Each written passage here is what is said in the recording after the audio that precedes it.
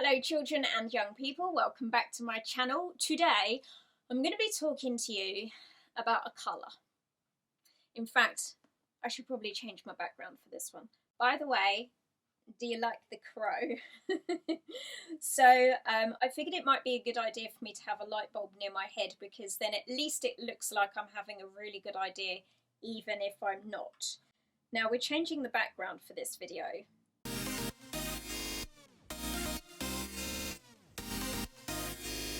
Today I'm going to be talking to you about the colour pink. And the reason why I'm talking to you about the colour pink is because, to me, pink is not just a colour. Pink is a way in which some people think. I've noticed something. I've noticed that there are some young people that I work with, and I'm going to say mostly I see this in the girls, not explicitly 100% only girls, but mostly the girls. And it is an attitude that I like to call pink. Now, let me tell you what pink looks like. Let me tell you what this entails. It entails thinking that anything that's going wrong for you, you can't solve it yourself. Someone else needs to solve it for you. And you need saving from your problems if you're pink. You also feel very sorry for yourself if you're pink. And the only thing that's going to make you feel better is to have lots of lovely snuggles and love. And there is only good and bad in the world if you're pink. There is nothing in the middle. There are baddies and there are goodies. And so even though you're very pink in how you think, you also think quite black and white. Like it's either one thing or another. It's either black or it's white. There's no shades of grey in between. Now, I was trying to explain this, and I don't think I did a very good job, to some of my NLP for Kids practitioners a couple of days back. And somebody mentioned to me Disney Princess Syndrome. So I did a little bit of Googling around that. I think it's similar, but I don't think it's exactly what I'm trying to describe. For one thing, with Disney Princess Syndrome, the first article that came up when I googled that is that it is a lady acting like a princess to try and make herself seem more special so that more people want to date her. That's not what I'm talking about here. There also seemed to be a lot more emphasis in Disney Princess Syndrome around appearance and how somebody is dressing, and that's not really what I'm talking about here either. But there are some bits of it that do relate to what I am talking about. So for example, with Disney Princess Syndrome, it talks about someone having a lack of motivation to solve a problem and that they have an expectation of being saved.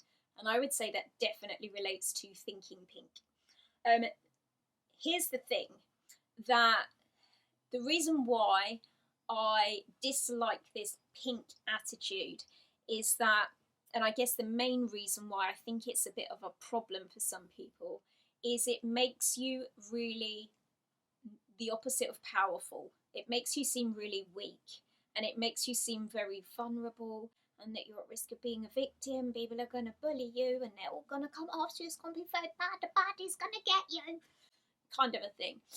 Whereas in reality, you can be like kind and loving and enjoy snuggles and wear pink and, you know, all of the nice bits that go with having a pink attitude without being weak and a victim and someone who is going to always get trodden on. That's not helpful. And the good news is that in order to stop being someone who is constantly getting trodden on and picked on and who is always like getting chased by the baddies when you're a goodie, whether those are real life people or just demons in your mind, the good news is that you can change it.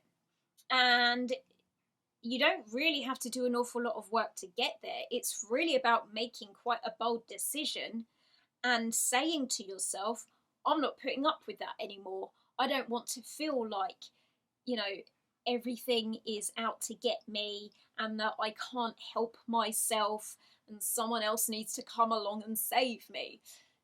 It's just about deciding that you've had enough of that and that you're going to work on projecting yourself and showing the world a different version of yourself. And here are some key things that I've written down that I think are important in overcoming pink thinking.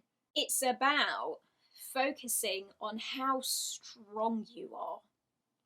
You've probably been through some tough stuff already, and there will likely be other tough stuff coming up, but you are strong. You are. And you're not just strong, you are strong without other people, including me, telling you that. You can be independently strong. You can be strong because you say so, and you're the boss around here. You can be bold. You can speak up. You can use your voice. You can say what you want to say.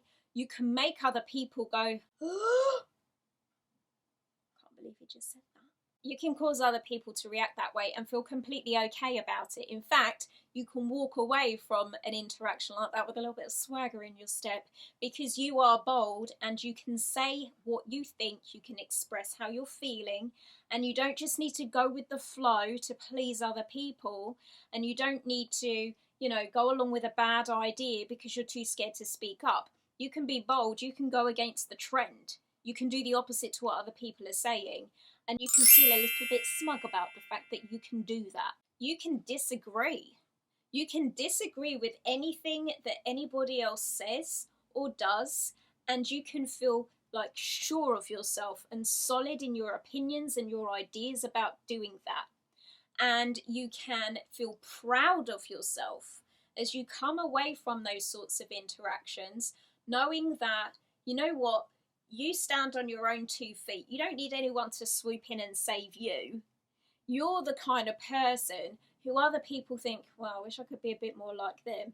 You're the kind of person that other people look up to because they can see that you've got a good, kind character, as many pink thinkers do, that you care about things, you care about yourself, you care about how you show up in the world, but you're not a mug.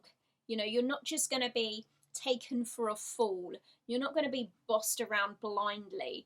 You're not just going to follow what other people say and do what other people do just in case people don't like you, because actually you have more self-respect than that. So whilst there are some really positive aspects to thinking pink and having that sort of warm and fuzzy and cute exterior, you need to put the power that's inside of you as like point and focus for where your attention goes. This is the muscle that we want to be building up, is so that you become a strong, empowered, independent individual. And then what's really cool about that is there'll be people that show up in your life who try and cross the line, who try and push the boundary because they see you and go, she's a bit pink, or he's a bit pink. I can kind of, I can manipulate this person, or I can bully this person. I can persuade this person to do what I want them to do. And on the outside, they might really get tricked into thinking that they could get away with treating you that way.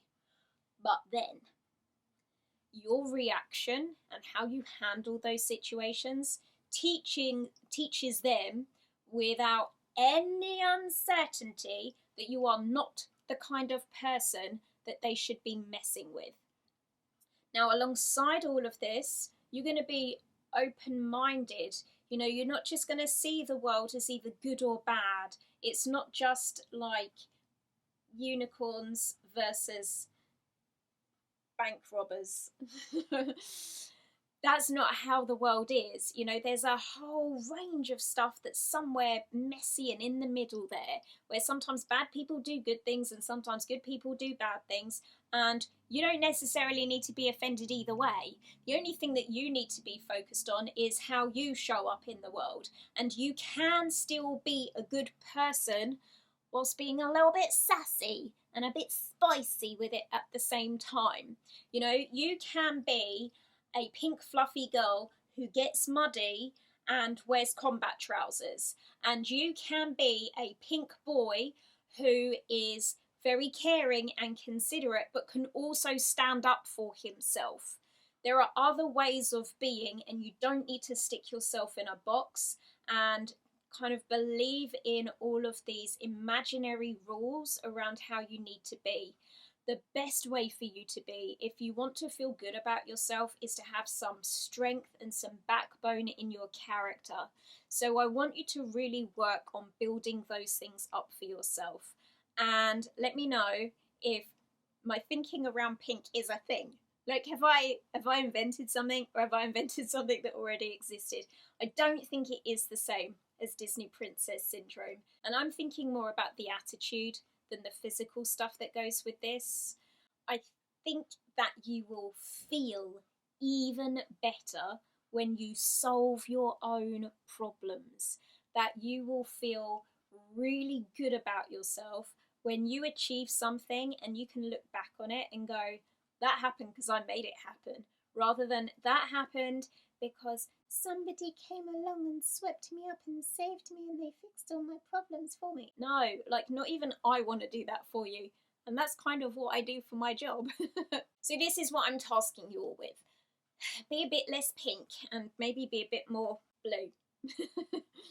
No, not blue. That's not fair. Because then it makes it seem like it's a girl and boy thing, and it's definitely not a girl and boy thing. But it might be a feminine and a masculine thing. Because those are types of energies, those are a polarity. And you can have girls who behave more masculine and boys who behave more feminine. Like, that's a thing. This is like hyper feminine. This is like off the grid feminine. So maybe we do need to be a bit more blue. Or maybe we could go somewhere in the middle. And we can all be green. Let's do that. I just needed to play with the lights today. That was really the whole purpose of this video.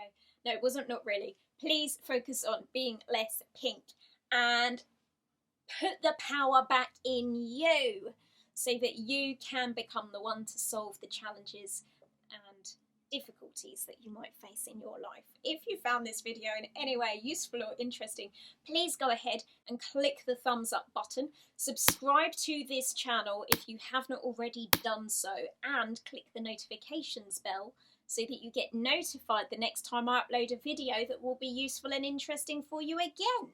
But for now, thank you all so much for watching and listening, and I'll see you next time.